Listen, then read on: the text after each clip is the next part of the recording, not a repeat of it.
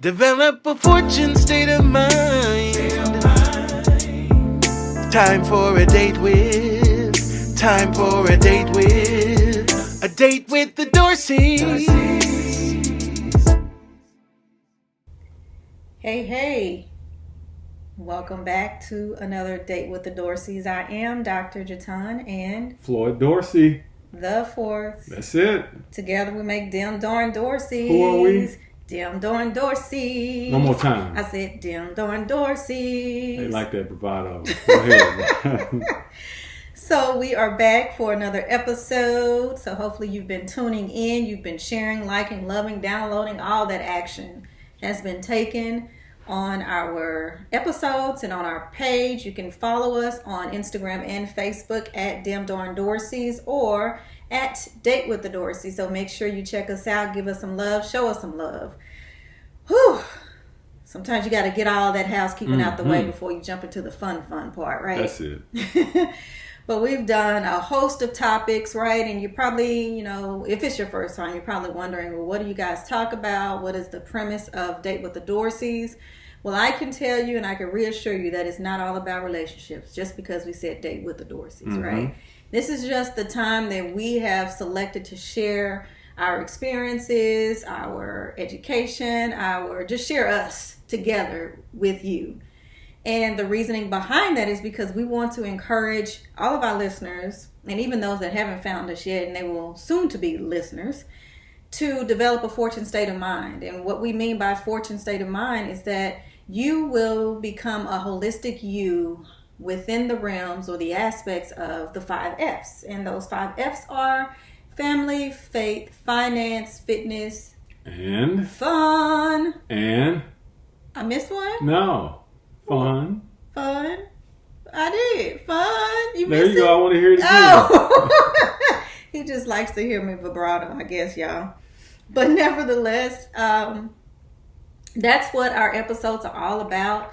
So you'll get a taste of one of the F's, all of the F's, a combination of 2 or 3 here and there. Whichever way it falls, all of our topics somehow, some way are built upon those 5 principles. So with all that being said, I hope that you're excited for the episode today because we are. I mean, we're excited for every episode. But today's topic is No Lies Detected. No Lies Detected. The truth shall set you free. You know how to mess up on that. The truth shall set you free. There you go. No lies detected. No Lies Detected. And so, we want to take this in, I guess, a plethora of directions here, but taking you to one point, one final destination, right? So, Mr. Dorsey, I'll let you kick us off here as we jump into this hot topic. Yeah. So truly, I think this topic is really about just exploring, as we always do, but you really want to explore your truths, right, in your lives. And it's so important to navigate your core beliefs. What are the things that you believe to be true? And these things could be something that you were taught, or that was passed on from childhood, or whatever it may be. That's the question, is to really understand, what are the things that you hold as truths, but they're just actually things you believe because you haven't quite done the research on them, right? So if they're not true, I'd hate to call them lies, right? However, they could just be things you believe. And it could be very, very innocent in so many different ways. And from this topic, we really want to just kind of dive into some of the different areas of lives, even our own personal lives, the things that we held, the beliefs that we held as true, only to discover, upon research, of course, that the truth was in a different direction. Right? So as we go a little bit deeper into this, so what are we talking about? What do you mean? Give me some examples and some clarity. And I'm glad you asked, and I'm glad you made that request. So, so one of the areas and one of the ways we look at it is financial, right? So let's talk about your financials. And many times, I know for me growing up, I only saw one way of looking at finances, and it was just the way that my parents managed and what was, put in front of me. And in that, I developed my own internal beliefs about finances, about money, about how to manage it, and how difficult it just was, right? That, there are certain things you had to rob yourself from, you couldn't do. You were always in sacrifice mode, or in a mode that which you couldn't or shouldn't financially buy or do things that you truly desire to do, because of some precepts that I had about my understanding about money, my understanding about finances, and my understanding about truly balancing a budget. So it was just interesting that over the years I held these things, and it really restricted me from taking action. There were times where, I may want to go out or hang with friends or do certain things that had a certain cost associated. And in my mind, I was in more of a debt protection mode, right? I could be broken any day, so I can't do this, I shouldn't, even though I had the money and the resources, because I was waiting for this terrible disaster to happen to put me in a position that I couldn't truly, afford to do anything, right? So in that mindset, I call it the more impoverished mindset. And that's the mindset I was holding as my belief, and I held it as true. Only to discover, with careful planning and doing more research into how money works and how interest works and some of those things, only to learn that, hey, I can actually start saving and making investments and making better decisions so that I can be more of a prosperous mindset as opposed to the more impoverished mindset. And so making that transition, changing the narrative, changing what I just believe because this is what I thought I should believe based on my background or from how I was raised, to say, all right, what is the story that I'm believing here? And now let me research some aspects about this story, about money, to help change that narrative, change that paradigm on the way I think about it. And once that thought and that way of thinking changed, I discovered more truth. Inevitably, my actions began to change and other things started to open up in my life. So that's really one real strong example. And if we take it from a financial standpoint, I'm sure many others have their own disposition of things that they believe and probably really not clear on where that source of belief really generated or germinated, rather. That's good. So in essence, you identifying the truth about finance.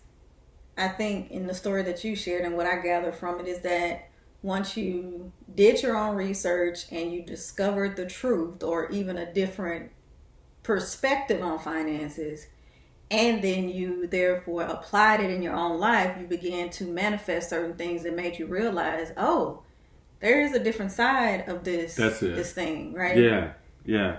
And with that, I think before you take action, it's sort to prove things true to yourself, right? For one, you change your way of thinking, you change your belief to something that was more truth-based, with of course, surfaced by facts, Then you can begin to take action, or you may have some people affirming you or other people believing in you. At that point, there's some level of empowerment that comes along the way, but the true power comes when you act on it.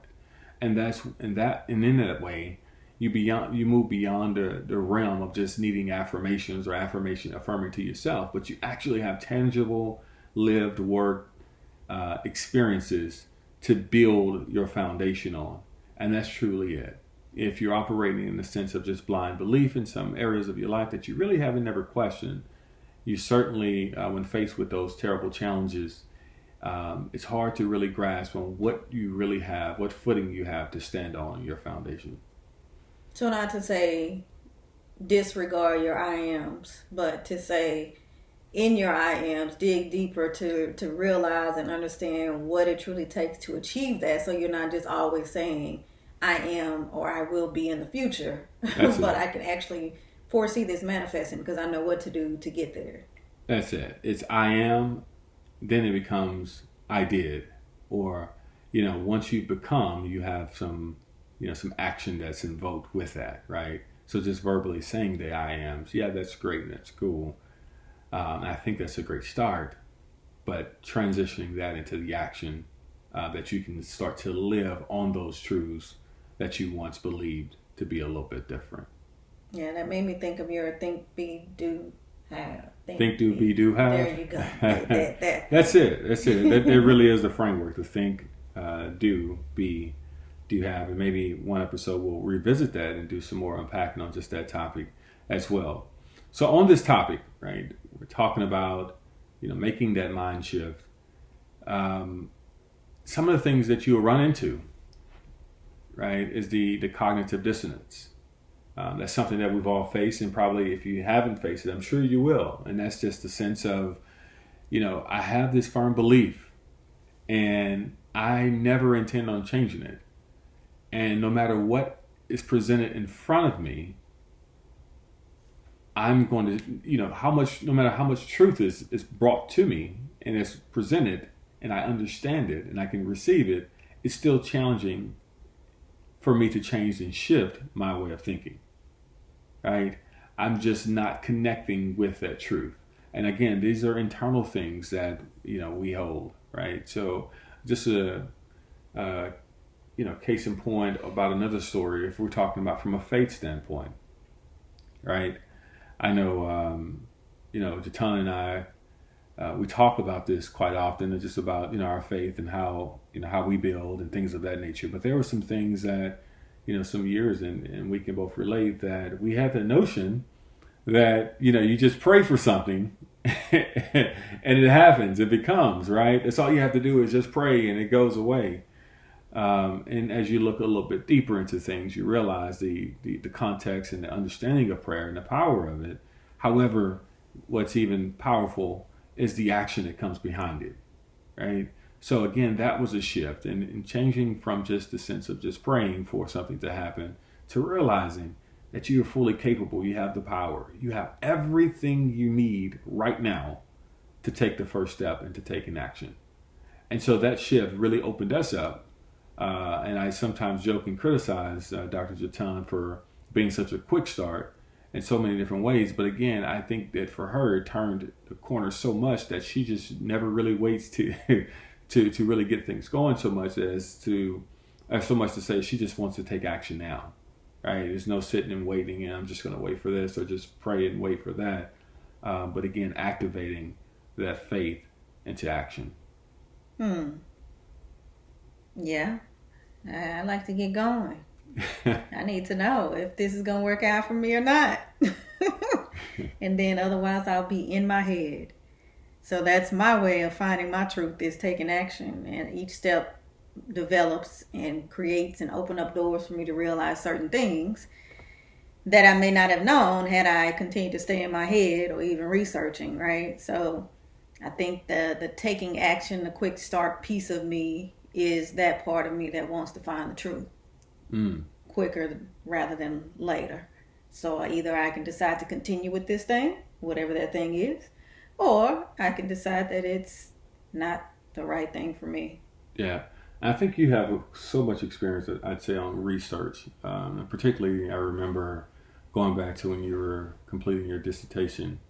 So when we're talking about searching for truth and things of that nature, how did you approach that search for truth? Because I'm sure you had some assumptions going in, or things that you really wanted to look at and validate, or a hypothesis for that matter. How did you approach research and going about finding the truth, even in that? And again, I know it's an academia setting, but I think that some of the same principles can carry over as we approach certain things that we may have assumptions on in our own lives.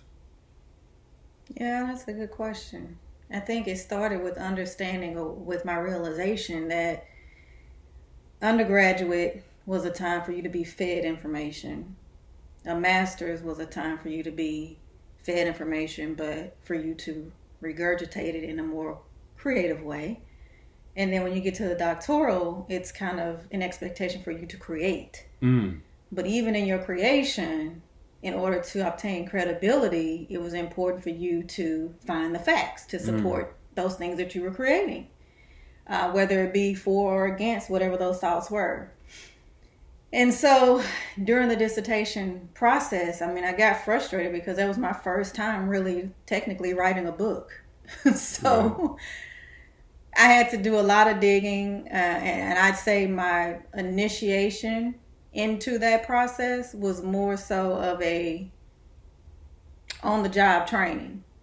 And so it's similar to my not get quick, but that sounded like I was going somewhere else with that. Yeah, I'm like, all right. My get start. What did you call it? Quick start? A quick start. My quick start personality with doing things.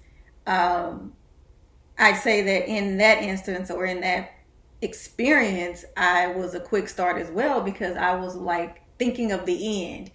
Now, of course, they say think with the end in mind or begin with the end in mind, but I was like already trying to be at the end, not just thinking with the end in mind, right? So I had to get wheeled back quite often by my committee and the committee chairs with some feedback, but I think that that's what truly led me to really hone in on doing the research and understanding the fact that the whole point of this was to create some work or some material that people could forever refer back to, and you want it to be credible, right? Or it has to be credible. If it's not, it won't even get approved, right? So I had to come to all of those realizations as I was progressing through the process, and it was never just a one-hit quick, oh, ding, ding, ding, I got the message, I realized it, I got the truth. It was a forever process, and in that, it was not just researching other, credible materials to reference, but it was also interviewing individuals physically to learn about their lived experiences to support, again, the statistics and the thoughts that I had about the topic. So, yeah, I think you said some great things in that. I'm not sure if you really realize what you said, but you dropped a strong, powerful gem. Oh, let me know. Right? So, sometimes I just drop gems and I keep walking down. Yeah, you just dropped it. I'm going to pick it up for you. So you said in undergrad, you were just being fed information, right? And you said when you were in your master's, again, you were still being fed information, but you wanted to find a creative way. You had to find creative ways of either regurgitating or positioning or working with that same information. But when you had become at the doctorate level and pursuing your PhD, it was now you have to create. So if we think about that in the phases of our lives, right? When you're younger, and I'm saying it could be young in age, young in mind, young in experience, you're typically fed and you're given direction on certain things. Do this, do that, blah, blah, blah. Right. And it begins to shape your sense of belief, your sense of knowledge, and everything you know. It's really just a mode of regurgitated, circulated information that already existed. And at that point in your life, that's what you need, right? Yeah. That's what you need to help groom you and shape you and mold you. But at some point, you say to yourself, I want to take my life, or I want to move to the next level, right? To another degree, we'll call it that, in my life. Yeah. Because I've accomplished that degree or that level. Now I want to take it up a level to a higher degree. But even in that, you're still fed some information. You have a different lens and a different filter. And you're really starting to try to reposition, be more creative with this information, right? How do I now start to apply it a little bit different, understand it a little bit different? How do I take this same information and create, I wouldn't say quite create, but more so be more innovative with what's already there. You know, and that's where you become into that mastery level of that information.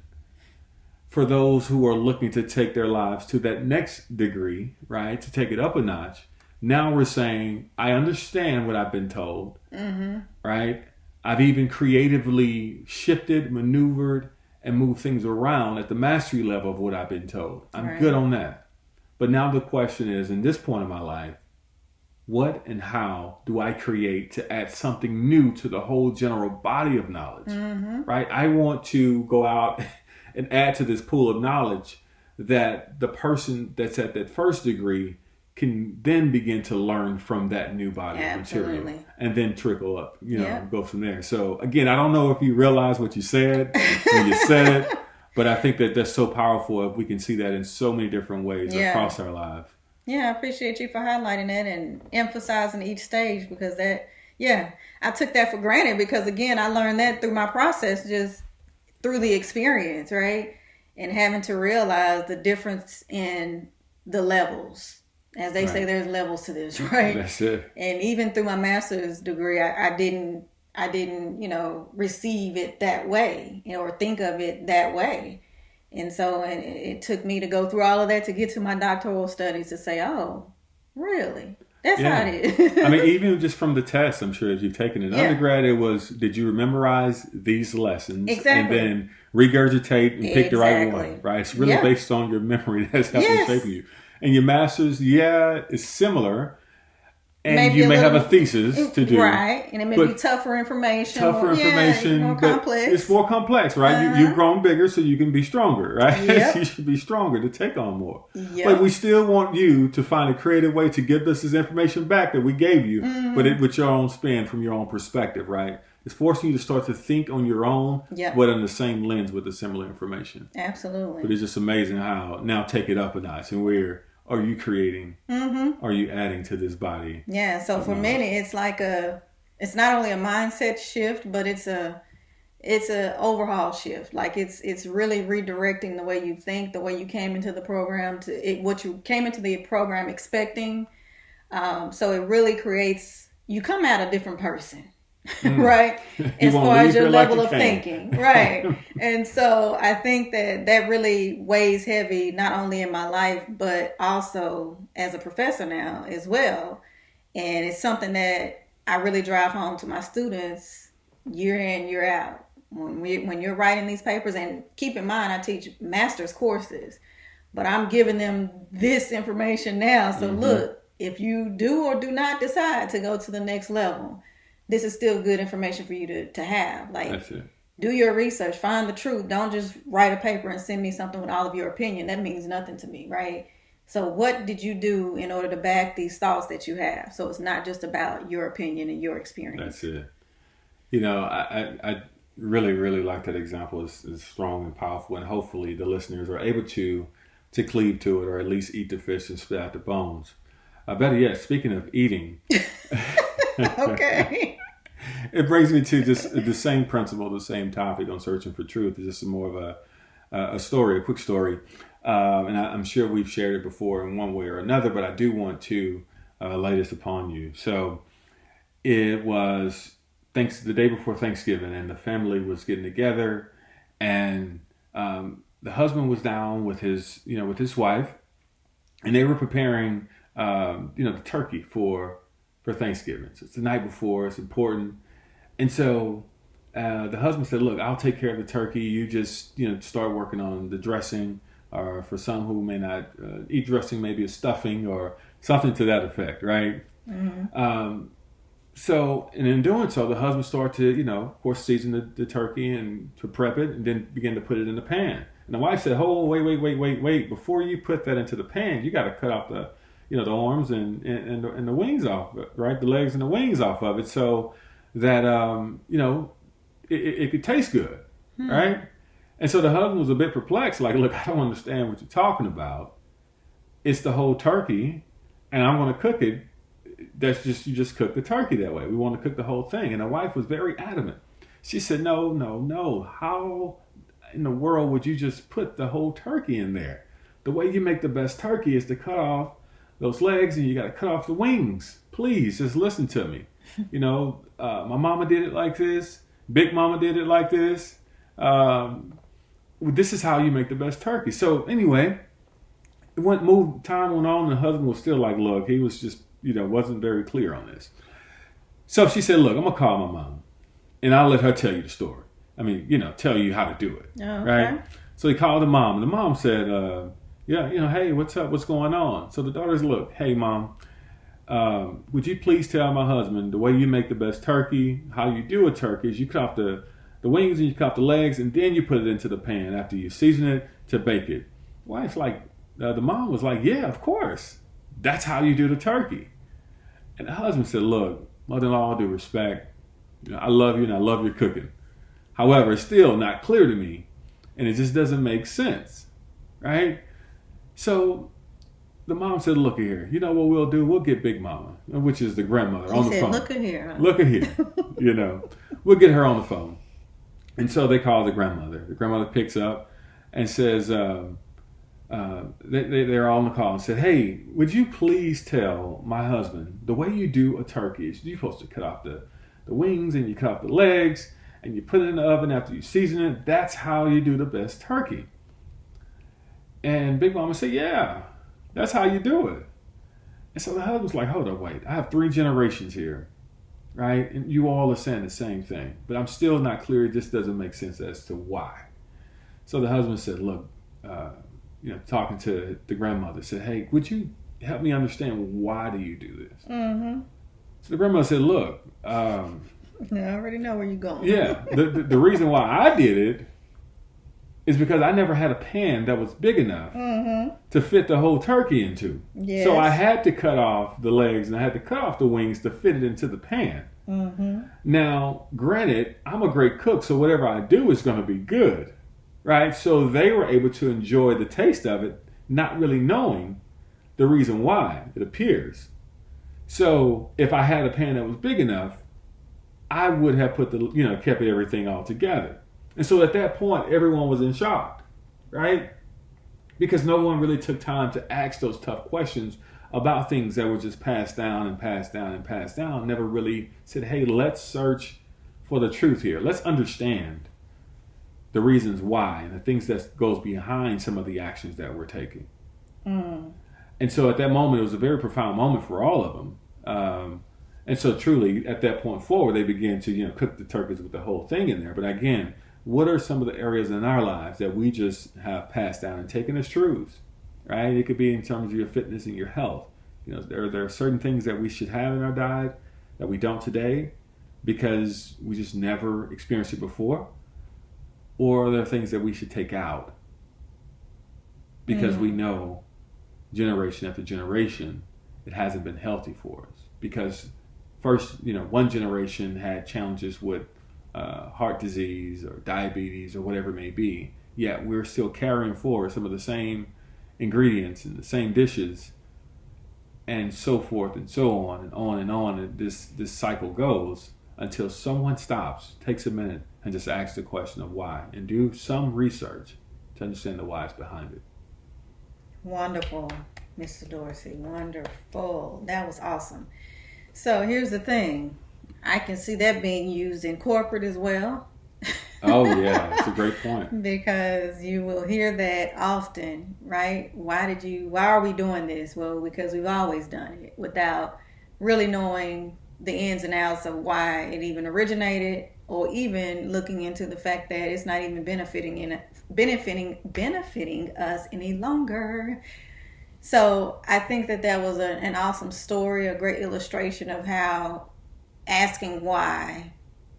Sometimes, as I'm saying that, sometimes people don't ask why because they feel like they're challenging someone in a way that's negative and don't want to come across as, that's a good point. I'm pushing back, when instead it's all about how you ask and what's in the ask. And I think that illustration of that story that you just told was a way that, was lighthearted and offered an opportunity for the wife to be open to the challenge. Like, wait, let me, even if she thought she was just going to prove a point, that's it. It wasn't like a complete shutdown, like, oh, I'm not going to eat that turkey. You just do what you want to do and we're going to go on with life, right? That's right. So they actually embarked on that process together to then find out the truth. So now both of them, now the husband can finally say, I told you so. No, I'm just kidding.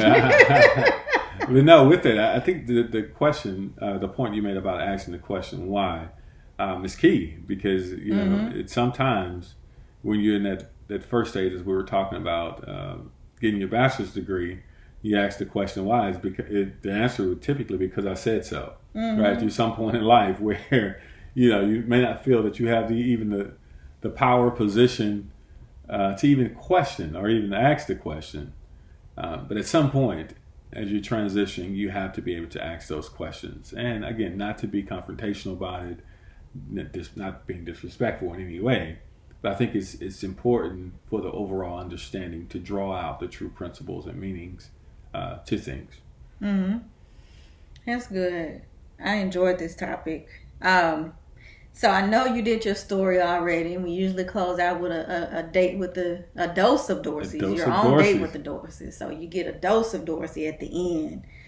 But I'll make this one quick because it's in alignment with what we were talking about, summation of what we've talked about. And it's just a thought this time. I know I usually give a few points to close us out, but it's just a thought. Let's see. Just a thought. See what you got. The thought is, when we're talking about truth and no lies detected, here's the thing. Losing an illusion makes you wiser than finding a truth. Sometimes people don't want to hear the truth because they don't want their illusions destroyed. That's the cognitive dissonance. Yes. And sometimes you find when they're searching for truth, they're only searching for something to affirm what they already hold. That illusion. As truth. That illusion. Like, right? Help me continue to believe this confirmation illusion. bias that they're looking for to really just support this lie or this illusion. Right. And don't move it. Don't move my cheese. I want it this way. This is how I know it, and I love it. And it could be a point of which you don't even realize it's an illusion, like the wife in your story. That's it. She thought it was really truth. Like, there had to be a reason, a valid reason, because my mother did it and her mother did it. It had to be true. It had to be valid. That's it. So, that was the closing statement. Did you have any other? No, I think you covered and you hit it well with that thought. And again, I do want to reiterate one thing. Is just, again, it's not improper to ask those questions why. I think whys are things that opens up the possibilities of so much more engagement, so much more interaction, innovation. All of those things come with that question, why? So, close out, Queen. It's been another great show. Has it? It has been. Well, awesome. I know the listeners are thinking just the same. So with that being said, if it's your first time, it won't be your last. So come on back, mark your calendars. We have a new episode for you weekly. And where can you find those episodes? Let me tell you, just about anywhere you can find a podcast. I sound like a real Southern girl. But really and truly, you can find our podcast on any platforms where podcasts are broadcast. And most recently, we were added to Pandora. So highlight to Pandora. Make sure you download whatever your preferred app is. Spotify, iTunes, SoundCloud, Pandora. You will find Date with the Dorseys. Also, follow us on Instagram and Facebook at Dem Darn Dorseys and at Date with the Dorseys, respectively. And then also email us if you have any topics you'd like to hear us to chat about. Feel free to email us at support@fortuneenterprise.com. Fortune is spelled IVTUNE, enterprise.com. I think it was a commercial that did that. something.com. Okay. Anyway, that has been the conclusion of this episode. No lies detected, and the truth shall set you free. Bye for now. Bye. Develop a fortune state of mind.